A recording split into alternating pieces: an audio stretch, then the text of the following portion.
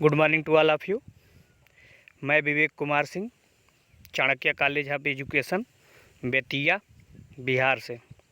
आज हम लोग शिक्षण में नवाचार क्या है उसके बारे में अध्ययन करेंगे। शिक्षण में नवाचार आधुनिक युग में शिक्षा के प्रति विद्यार्थियों के बढ़ते हुए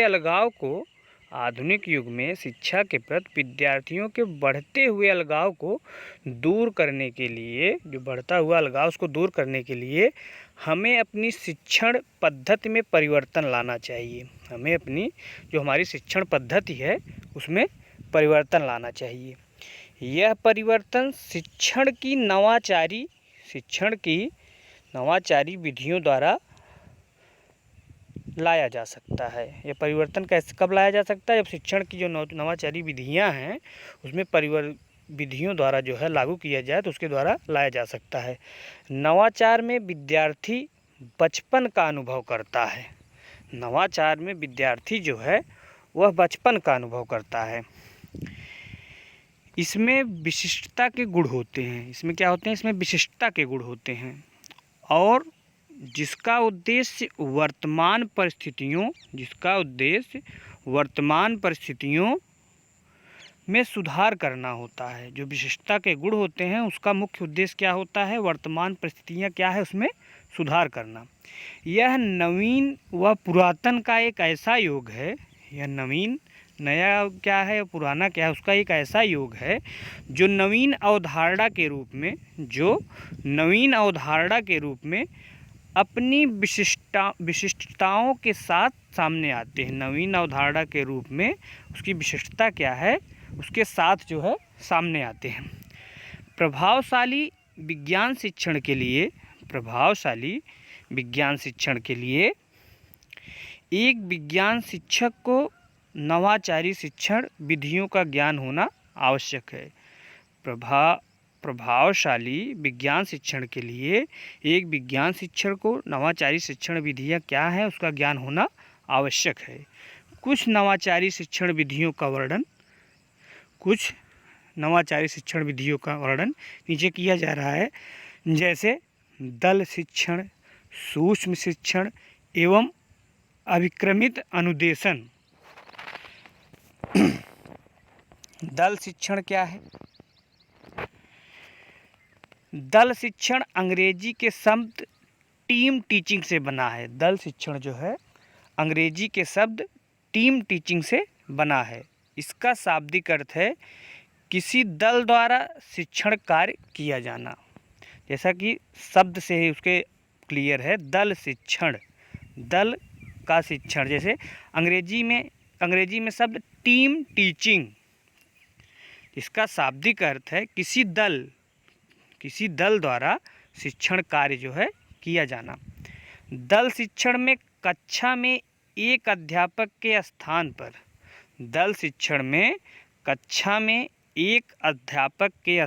पर विभिन्न क्षेत्रों के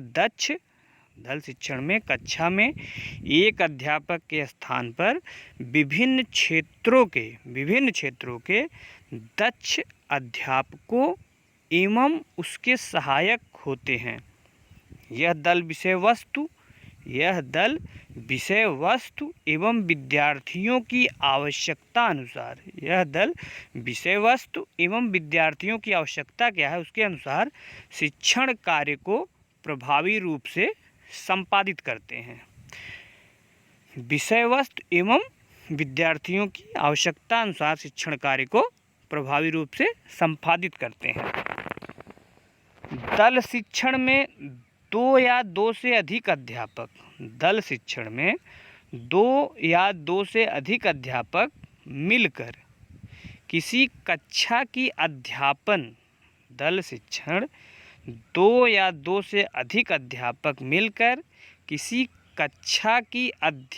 संबंधी दल शिक्षण में 2 या 2 से अधिक अध्यापक मिलकर किसी कक्षा की अध्यापन संबंधी योजना बनाते हुए उसे क्रियान्वित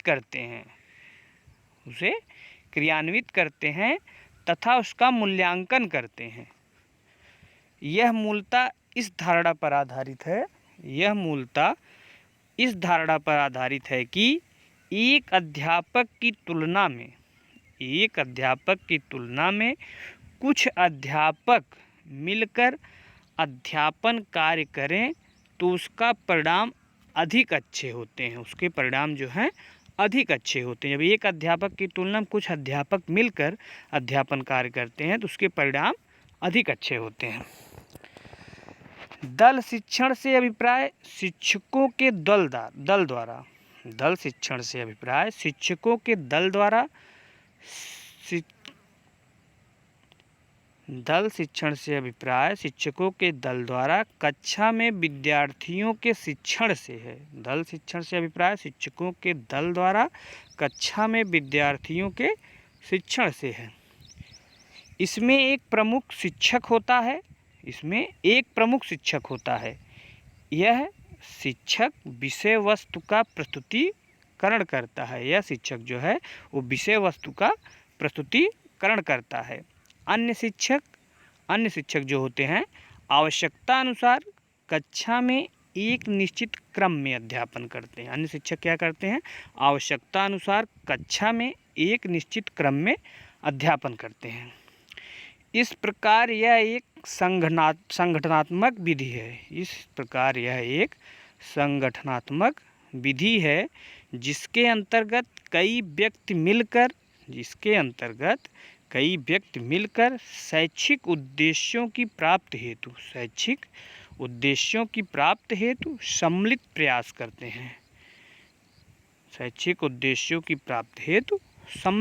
करते हैं।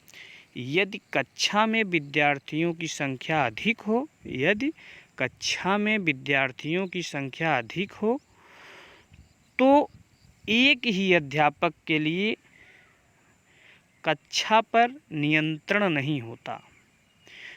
यदि कक्षा में विद्यार्थियों की संख्या अधिक है तो एक ही अध्यापक के लिए कक्षा पर नियंत्रण संभव नहीं होता। ऐसी स्थिति में दो या दो से अधिक अध्यापक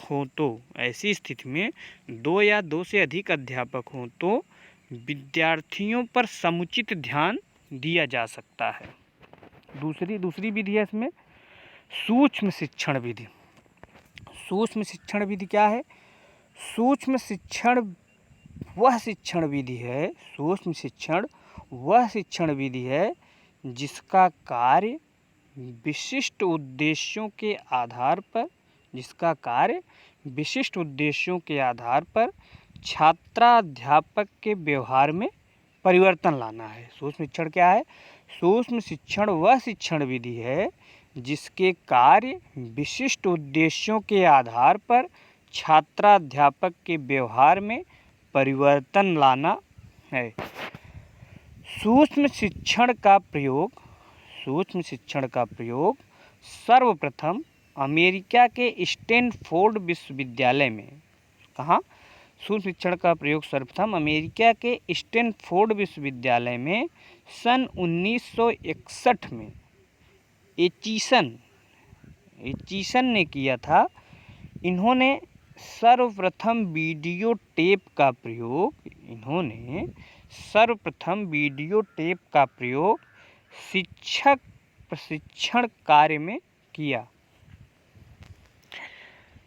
1963 में एलन ने इस उपागम की विशद व्याख्या कर इसे सूक्ष्म शिक्षण का नाम दिया। 1963 में एलन महोदय ने इस उपागम की विशद व्याख्या कर इसे सूक्ष्म शिक्षण का नाम दिया। सूक्ष्म शिक्षण व्यवहार परिवर्तन की एक महत्वपूर्ण विधि है। सूक्ष्म शिक्षण क्या है?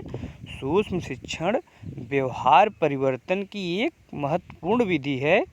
मूल रूप में यह एक छोटे पैमाने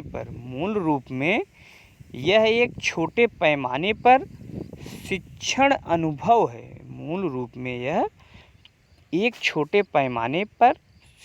अनुभव है। क्योंकि इसमें कक्षा में छोटे आकार को पढ़ाया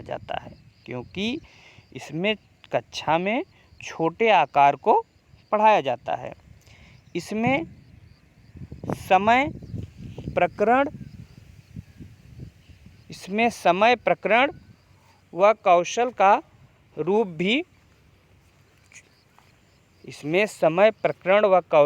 रूप भी छोटा कर दिया जाता है। इसके प्रयोग से शिक्षक को नए कौशल सीखने तथा पुराने कौशल सुधारने में सहायता मिलती है। यह छात्राध्यापकों के लिए विशेष उपयोगी है। परिभाषा है इसकी, एलन 1968, एलन महोदय 1968। सूक्ष्म शिक्षण समस्त शिक्षण को लघु क्रियाओं में बांटता है। सूक्ष्म शिक्षण जो है समस्त शिक्षण को लघु क्रियाओं में बांटता है। एम.बी. बुच 1968 महोदय ने 1968 में कहा, सूक्ष्म शिक्षण को इस प्रकार परिभाषित किया। एम.बी. बुच ने सूक्ष्म शिक्षण को इस प्रकार परिभाषित किया है। सूक्ष्म शिक्षण अध्यापक शिक्षा की वह प्रविधि है। सूक्ष्म शिक्षण अध्यापक शिक्षा की वह प्रविधि है जो विद्यार्थियों को स्पष्ट रूप से परिभाषित शिक्षण कौशलों को वास्तविक विद्यार्थियों के छोटे समूह के साथ 5 से 10 मिनट के शिक्षण के नियोजित श्रृंखला के लिए ध्यानपूर्वक तैयार किए गए पाठों में प्रयोग करने का अवसर प्रदान करती है। एम.बी. बुच महोदय ने क्या कहा? सूक्ष्म शिक्षण अध्यापक शिक्षा की वह प्रविधि है जो विद्यार्थियों को स्पष्ट रूप से परिभाषित शिक्षण कौशलों की वास्तविकता विद्यार्थियों के छोटे समूह के साथ 5 से 10 मिनटों के शिक्षण के नियोजित श्रृंखला के लिए ध्यानपूर्वक तैयार किए गए पाठों में प्रयोग करने का अवसर प्रदान करती है। एल.सी. सिंह के शब्दों में है, सूक्ष्म शिक्षण का सरलीकृत रूप है। सूक्ष्म शिक्षण जो है शिक्षण का सरलीकृत रूप है जिसमें शिक्षक 5 छात्रों के समूह को 5 से 20 मिनट तक के समय में पाठ्यवस्तु की एक छोटी सी इकाई का शिक्षण प्रदान करता है। ये एल.सी. सिंह के शब्दों में था। अब उपयुक्त परिभाषाओं से स्पष्ट है कि उपयुक्त परिभाषाएं जो दी गई उससे स्पष्ट है कि सूक्ष्म शिक्षण द्वारा विशेष शिक्षण कौशल का विकास किया जाता है। सूक्ष्म शिक्षण के सोपान क्या क्या हैं?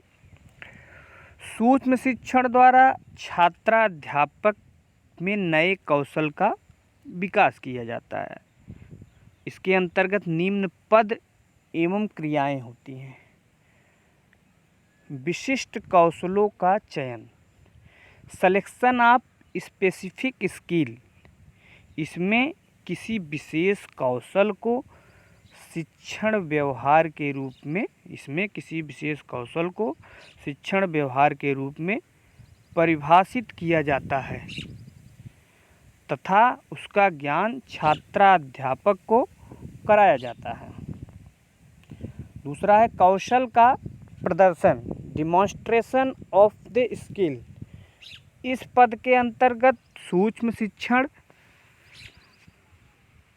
पाठों के माध्यम से कौशल प्रदर्शन किया जाता है। सूक्ष्म शिक्षण पाठों के माध्यम से कौशल प्रदर्शन किया जाता है। यह प्रदर्शन प्रशिक्षक द्वारा किसी वीडियो फिल्म के द्वारा किया जाता है। यह प्रदर्शन प्रशिक्षक द्वारा किसी वीडियो फिल्म के द्वारा किया जाता है।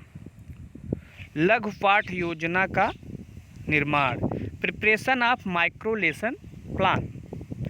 इस पद के अंतर्गत छात्राध्यापक किसी विशिष्ट कौशल का प्रयोग करते हुए, इस पद के अंतर्गत छात्राध्यापक किसी विशिष्ट कौशल का प्रयोग करते हुए उससे संबंधित लघु पाठ योजना तैयार करते हैं।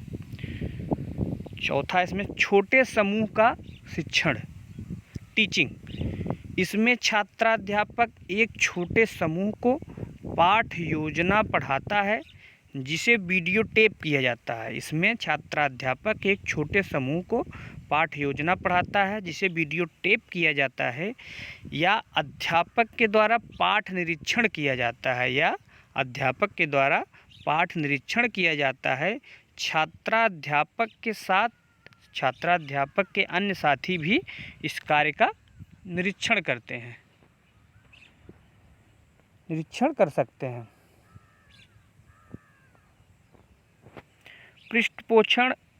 पृष्ठपोषण या प्रतिपुष्टि, फीडबैक। छात्राध्यापक को पृष्ठपोषण किया जाता है। यह कार्य पर्यवेक्षक करता है। पर्यवेक्षक छात्राध्यापक की गलतियों की ओर ध्यान दिलाता है। पर्यवेक्षक छात्राध्यापक की गलतियों की ओर ध्यान दिलाता है। पुनः नियोजन, पुनः शिक्षण, पुनः मूल्यांकन, रीप्लानिंग, रीटीचिंग एंड री इवैल्यूएशन।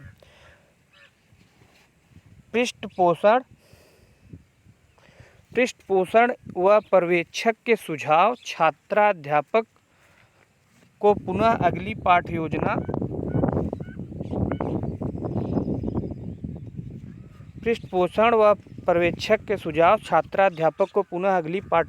को अधिक अच्छे ढंग से तैयार करने में सहायक होते हैं।